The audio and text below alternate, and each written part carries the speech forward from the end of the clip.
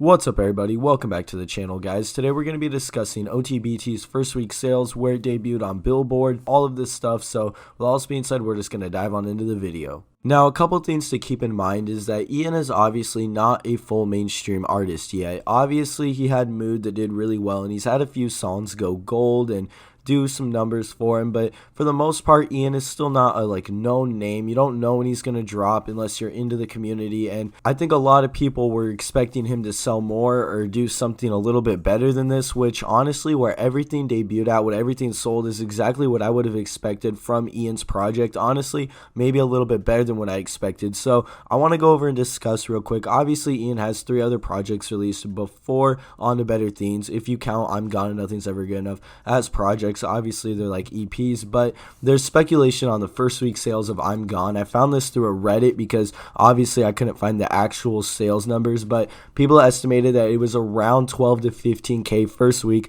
for I'm Gone's first week sales, based off of what Prospect, Sick and Tired, and Good Day all did for Iann as singles, and then the first week streams from the rest of the EP. Now obviously these are not real numbers. We have no way of knowing if those were actually the sales or not unless we end up getting them one day, but On to Better Things actually did debut at number 28 on this week's Billboard 200, which is Iann's highest charting album to date, and the project itself actually sold 17k units first week. Me personally, I don't consider this a flop for Iann just because this album didn't really have a lot going for it. It was delayed constantly. Iann didn't have any big singles for it. It just didn't really have a lot going for it. Obviously it had V12 and Let You as singles on the project, and then a couple days or a day before the album dropped, Iann dropped the MGK song, but other than that there was really no help from anything being previously released to help the sales from this album. So basically all the sales this album got, it kind of had to do just in its first week.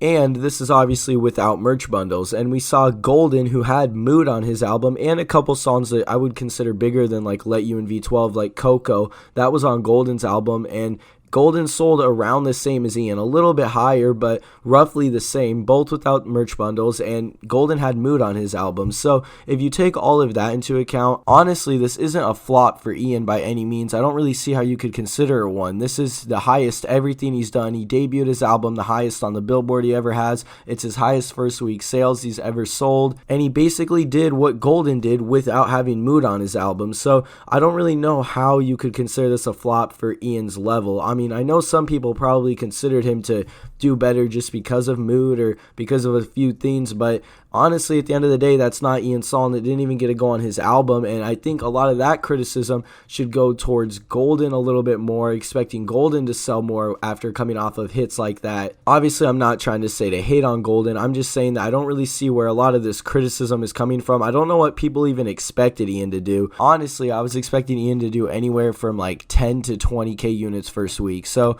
I honestly don't consider it a flop in my opinion. You might. Let me know in the comments down below. But that's all for this video, guys. If you did enjoy, please make sure to leave a like, comment, and subscribe, and we'll see you guys in the next video. Ayo, late beats, killer shit.